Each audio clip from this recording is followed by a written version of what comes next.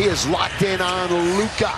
So the Lakers looking for their 23rd win of the year. They begin the night tied for 4th with Houston. There's LeBron!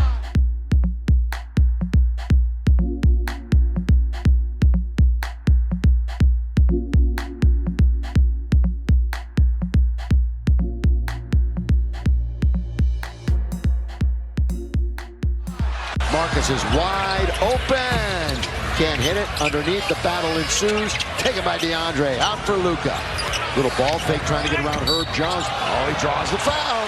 He draws the foul. Cool. They can score. We know that, although they've been in that offensive funk. Defense, Vando, offense, scores! Well, I tell you, the energy with which Vanderbilt brings, you just cannot replace. He got tripped. In fact, he stumbled a bit. Loose basketball. Alvarado's on the floor. Waiting at the other end is LBJ. Another look at Alvarado. Under a little duress from Vanderbilt, losing his balance, and LeBron, easy hoop. Again, as you mentioned, that's Vanderbilt. Oh, ahead of the pack is Jared Vanderbilt. Here goes Vando. Found by Luka. Boy, when you try those blind saves, another look at Luka just throwing up ahead after the easy breakout by Vandy and easy assist for Luka. Marcus Smart, and a nice addition for this Lakers squad this year. Doncic. Again, the Lakers tied for 4th. Lob! Wow. Jam! LeBron was, I mean, you talk about sky high. You're enjoying it wherever you may be. Spectrum Sportsnet stolen. Here goes LBJ. Boy, he anticipated that guard-to-guard like delivery, and he just stepped into the pass. 4-point game. Doncic in control. Spins it now down to LeBron on the post. LeBron backing up. He spins. He's there. Reverse layup is good. Baseline. Set him up for the drop and go. And then, boy, the Lakers clock issues now. With 4, Luka stumbles, has it at the buzzer. That is Luka Magic, the gun for 3. LeBron, another little body blow to Father Time tonight.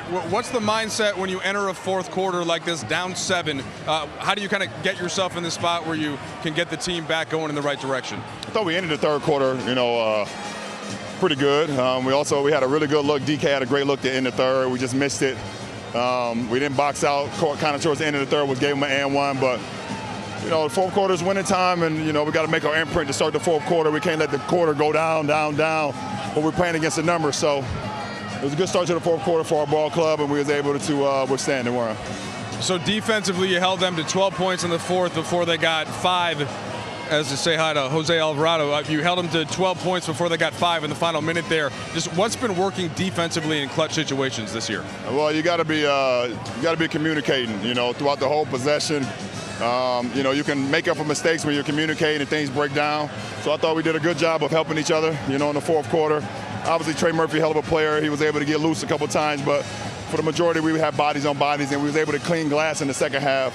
Unlike in the 1st half, where we gave up, I think, maybe 8 offensive rebounds and 14 second chance points. So we did a better job in the 2nd half. It seemed like you had some fun just watching that Luka kind of end of the shot clock, falling about out of bounds 3 go in, and that made the difference. But he does that all the time in practice, but it's still kind of fun for you to see. Oh, absolutely. It's still fun, especially in a crunch like that. He does it all the time, so it's not one shot on the floor that we don't think he can make, no matter if it's 24 on the shot clock or at the end of the buzzer. So we know he's Luka Magic for a reason.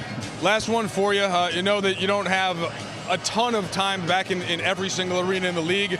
What is it like to just kind of feel the crowd turn in your direction? We talked about this in Philly, but now here's another time in New Orleans where you get to do that again. I just try to get my love and passion for the game back to the fans when I get the opportunity to come out here and play. So, like you just said, I don't know how many times I will get an opportunity to play in front of fans, either on the road or at home. So, it's always it's humbling. I'm grateful for the road fans to be able to appreciate the way that I play the game, and hopefully I'm able to just perform and give it back to them when I'm on the court.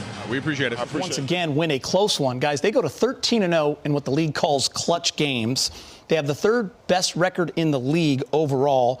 And on a night where the offense struggled at times, it was the defense and the rebounding and the tough play down the stretch, a formula that seems to be working for this Laker team. And, Rob, also the brilliance of LeBron James and Luka Doncic. Yeah, you think about what LeBron is able to do, 10 for 19, 30 points out there just balling and looking very spry. Dunking. Jumping above the rim, putting his head, looking at I think when you have moments like that, you think about that three he hit at the end of the quarter, you can tell he was feeling good. He had a little bounce in his step. He was moving the basketball. He was getting guys put in a position to score. So I think sometimes when you have an off night by one of your superstars, it's so great to have another superstar that's able to step up and take over a little bit. Rob, you talked about the offense a little bit. I'm going to take the defense. Lakers down 7 going into the fourth quarter against this team that's in dead last in the Western Conference. And what happens, the Lakers really crank up the defense. You got Dalton Connect taking a charge. You've got Luka Doncic taking a charge. I mean, I feel like they really did a great thing in that fourth quarter, holding the Pelicans, who can score the ball, to only 17 points over those final 12 minutes. So great job by Laker defense. We talk about the improvements they need to make, and they did tonight in that fourth quarter. Good shout out to DK, Dalton Connect, Brett. He did take that big charge. He also hit a 3 in that stretch in the fourth quarter when the Lakers were coming back. I want to show you guys this because Brett just led me right to it. Trailing by 7 going into the fourth quarter, and then here it is, 32-17, an absolute dominant fourth by the Lakers, Rob. Yeah, it's a dominant fourth. When you got, 32-7, think about that.